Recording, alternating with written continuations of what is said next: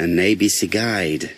The murderer's customary signature, covered in blood this time. Sir Carmichael's throat was cut. It's a clean incision, a professional murder. The gravel on the path has been sprayed with blood that covers a conical-shaped area, which starts at the body and becomes wider as it moves further from the bush.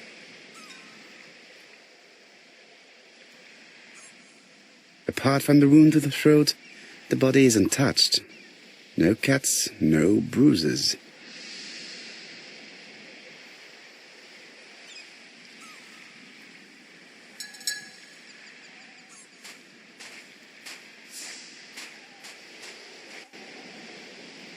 Jap has emptied the victim's pockets and has laid out their contents on this piece of wax cloth.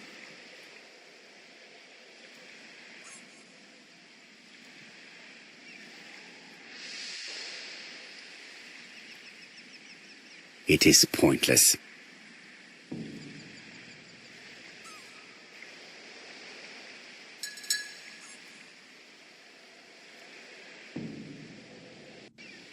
An oriental dragon. It's an old piece, much older than the pocket watch on which it was fastened.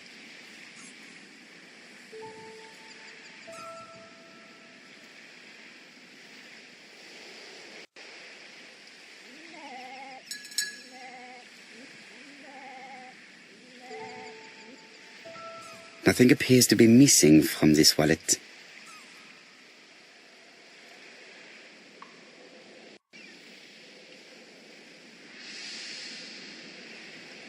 A signet ring, very probably with the Clark family's coat of arms.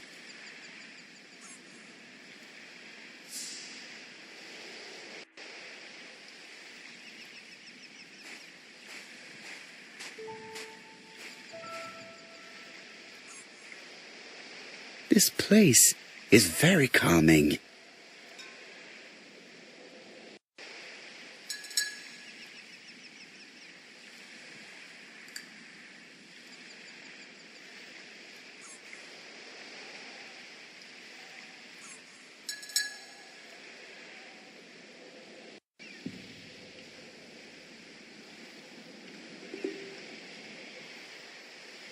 The site is exceptional. It is easy to imagine that Sir Carmichael used to enjoy stopping here every evening.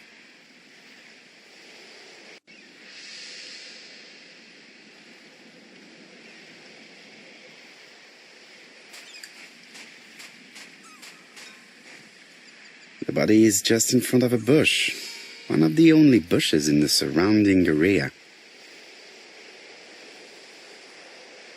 The body is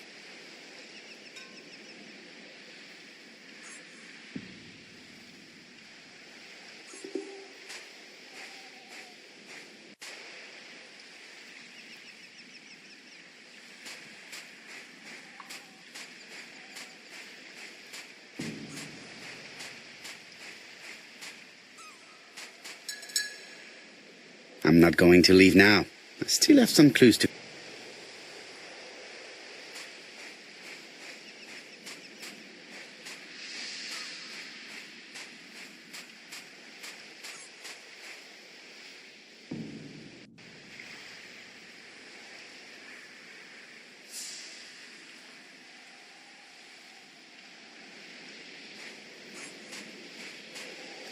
The vegetation behind the bush has been trampled. Let us now try and get our brain cells to work.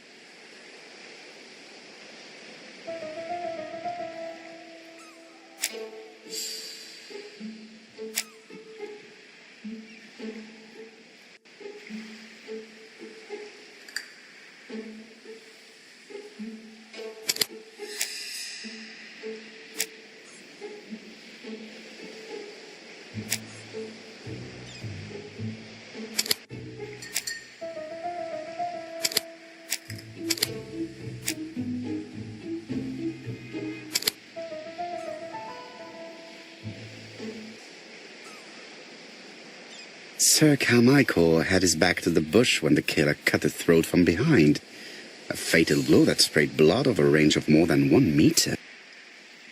Let us now try and get our brain cells to work.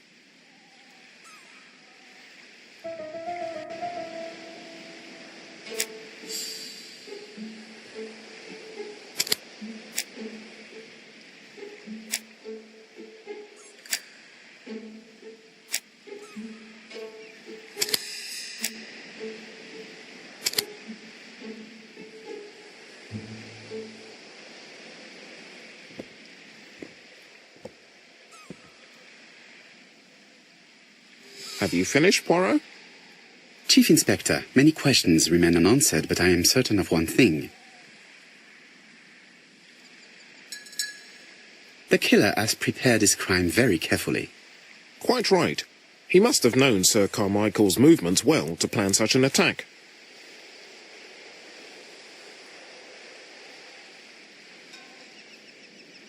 The murderer struck with terrible savagery. Yes, blood flowed. It's the first time he's attacked a man. He armed himself accordingly. Have you spoken to the victim's family, Chief Inspector? I've spoken to the brother, Franklin Clark. I didn't get much out of him. He's yours. I must get the body removed.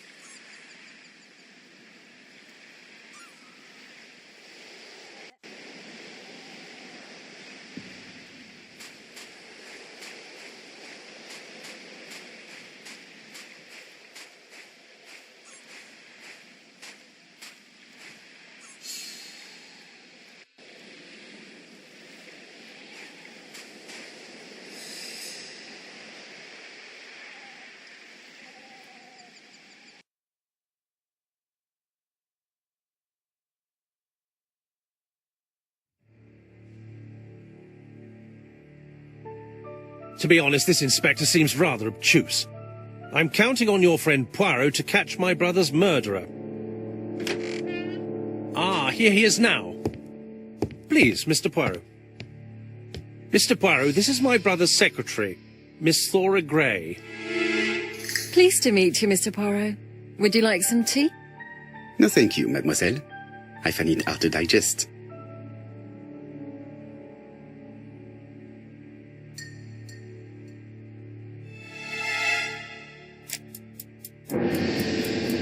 There is something very viril about him.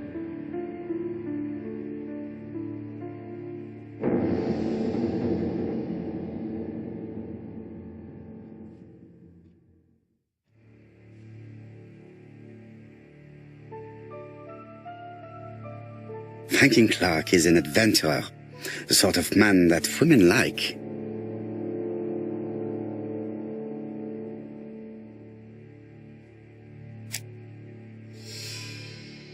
There is something elegant about her.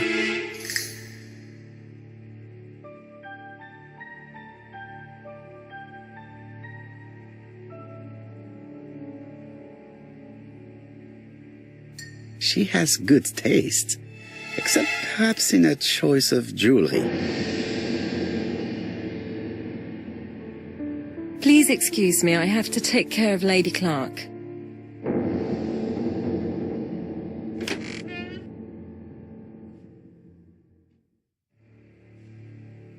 It is not the right time. My brother's wife is gravely ill. You will probably want to question her, but I fear that it won't be possible today.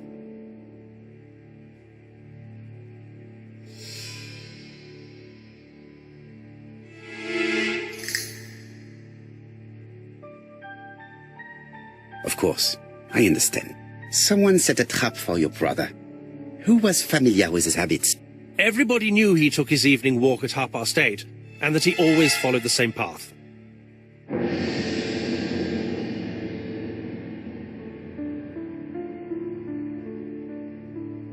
And did people of the village know Sir Carmichael's habits? I don't know. It's possible. What were you doing last night? After dinner, I went to my bedroom.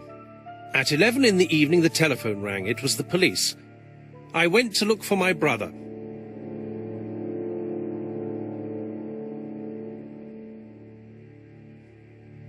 Was it a dark night? It was a new moon. I took a lantern. So it was you who found the body. Yes, along with the gardener. Have you seen any strangers around the house recently? No. As far as I know, nobody has been near the house.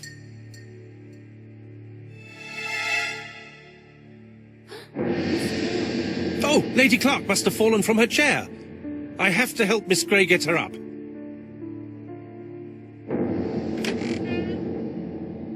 Hastings, while our host is gone, let's examine the drawing room. But, Poirot, a gentleman shouldn't... I take full responsibility. All you have to do is to leave the drawing room door ajar and let me know if anyone is coming.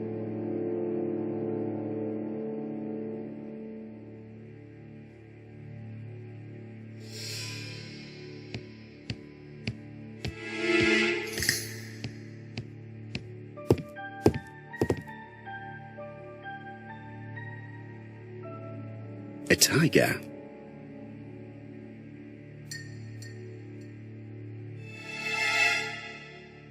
A turtle.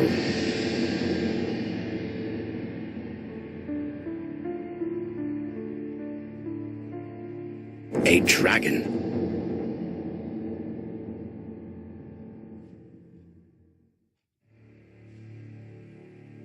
A crane?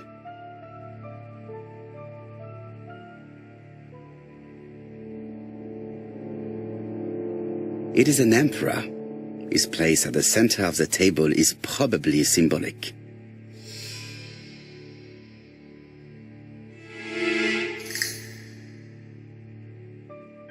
Dragon, dragon, dragon. Sir Carmichael showed himself to be very consistent in his collection's theme.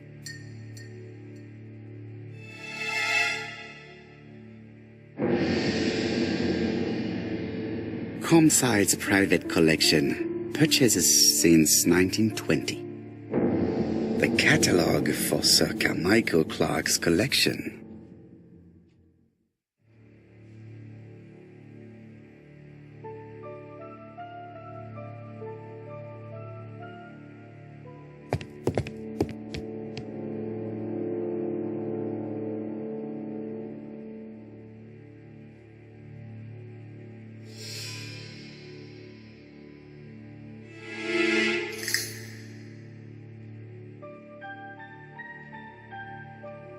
Compass, point to the south.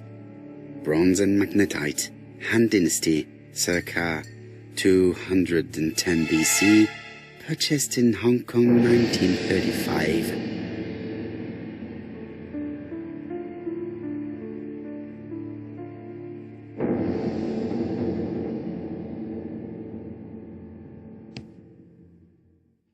There are some very valuable objects here.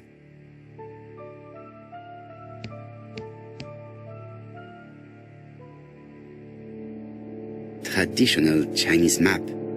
Facsimile. South is on the top of the map.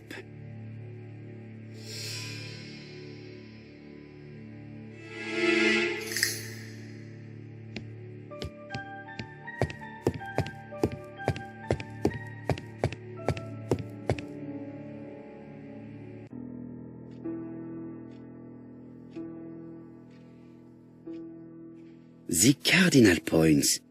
This book could maybe help me. Each cardinal point is associated with one animal and one color.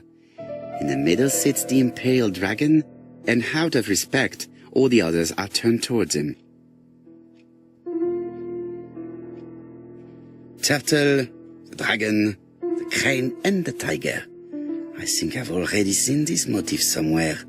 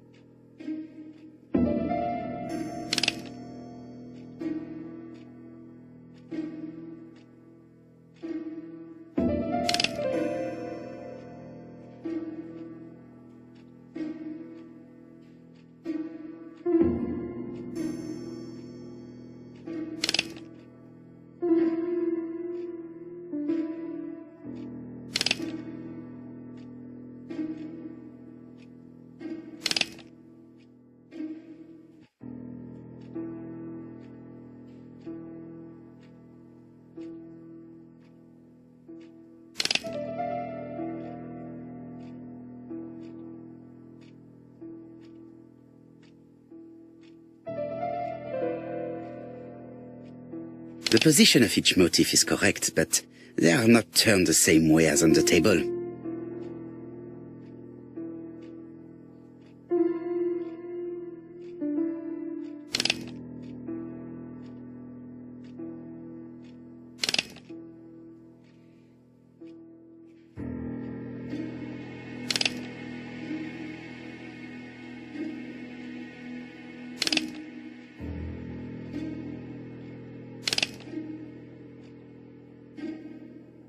The position of each motif is correct.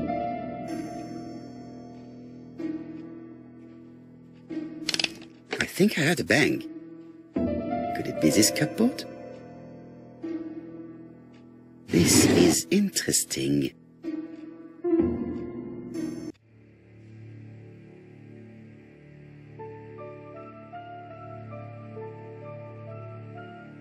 Ernest Logan, MD, Brighton Cancer Institute, 201 Dusk Road, Brighton, Sussex. To Sir Carmichael Clark, MD, Comsite Churstone, Devon. Brighton, 1935, January the 5th. As a man of science, I owe it to you to be completely frank. Lady Clark, your wife is suffering from a generalized terminal cancer. I confess I didn't suspect anything like that during the first exams. With the test results I have received today, there is unfortunately no place for doubt. I estimate that Lady Clark's life expectancy is no more than 1 year. Hospitalization would not help in her case, so I advise you to keep her at home and provide her with as much morphine as required to ease her last moments. Yours sincerely, Ernest Logan.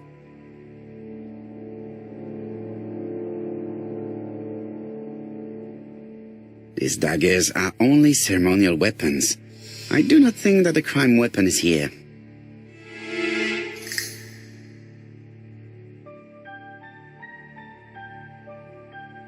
Here's Miss Gray.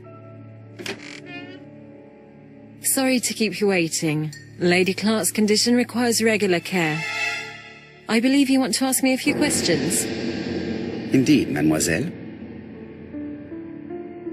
This porcelain is remarkable. Is it old? It's about 3 centuries old, I believe. Wait, let me find the reference.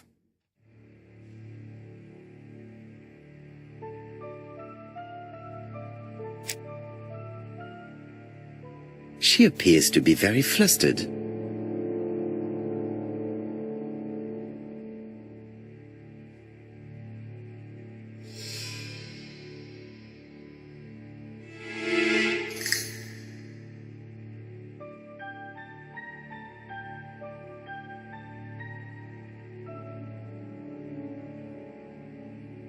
Just a minute, please, Mr. Poirot.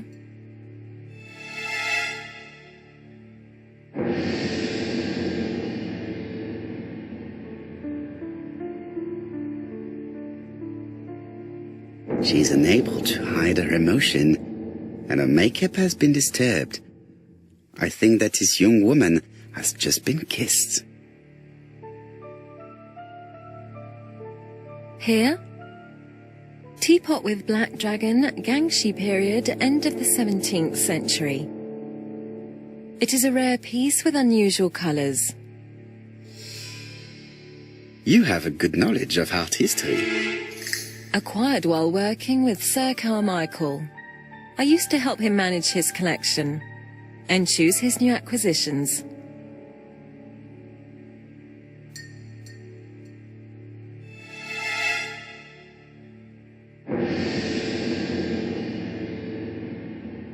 Did you have a good relationship with your employer? He treated me well, and I am sorry for his death. Have you seen any strangers hanging around in the past few days? No. Nobody has been near Comside.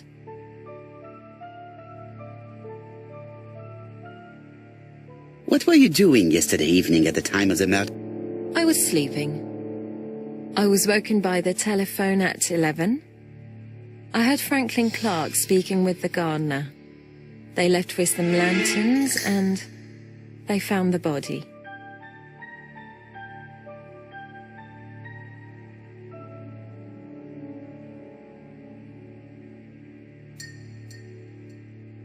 What are your feelings about Franklin Clark? What an odd question. Of course I think he's a good man. He's energetic, nice, very sociable.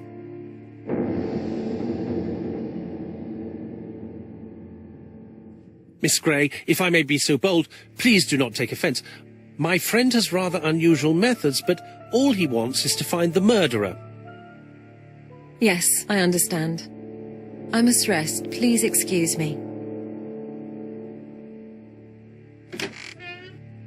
Earlier, you asked me to watch the living room door for you. I don't wish to be indiscreet, but sometimes a gentleman stumbles upon a secret without intending to. That is sometimes the case. And I saw Franklin Clark kissing Miss Gray at the foot of the stairs. Do you think this is a common occurrence? No, I saw emotion, intensity. I think it was their first kiss. Well done, mon ami. Well spotted. However, I don't think I completely understand this business. Why did Sir Carmichael not defend himself? He appeared to have been active and strong. The murderer did not give him a chance. Let us try and reconstruct the scene.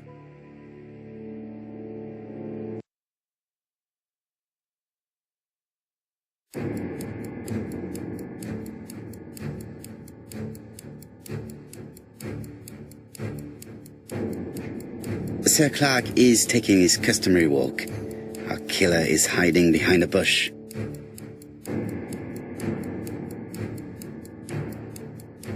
The old man walks quietly along the gravel path.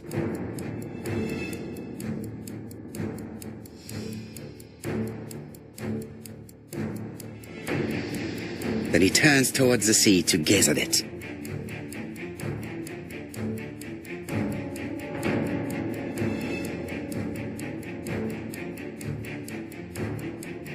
The killer leaves his hiding place on the right-hand side. He approaches silently over the grass.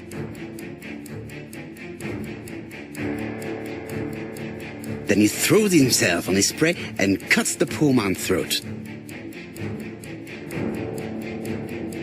He then lays down the ABC before leaving. Everything appears to match the crime scene, mon cher Hastings. That is exactly what happened.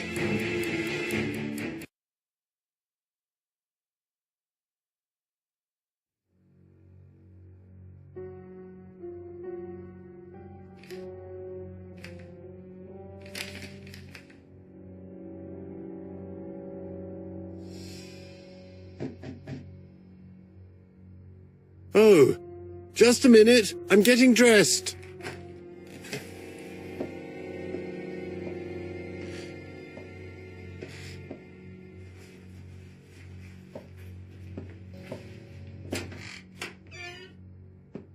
Mr. Kirst, have you recently returned from Churston? Yes, indeed I have. Have you seen the papers? And to think that you might have rubbed shoulders with the killer. Imagine that. Mr. Kirst, are you all right? You don't seem well. My apologies. My throat is burning and my head feels heavy. It's ever since the war, you know. Since my injury, my head has never been the same.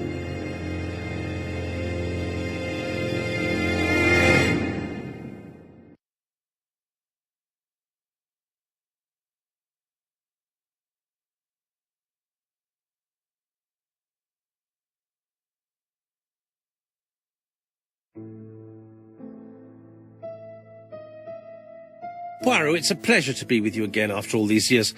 I looked for a gift to thank you, and I found this propelling pencil.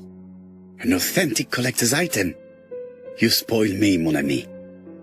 And you more so by sharing investigations. Do not underestimate the help you are to me, Hastings. Intellect is not everything. There is also goodwill, and you are not short of that. Later, I will ask you to help me tidy up the room and bring some chairs. Our guest will be here soon. Ah, is Thora Grey coming? Naturally. She is a fascinating young woman, n'est-ce pas? Oh, come on, Poirot. I'm a married man. Miss Grey has already been courted by Franklin Clark. Poirot, our guests will be here soon. We must prepare ourselves.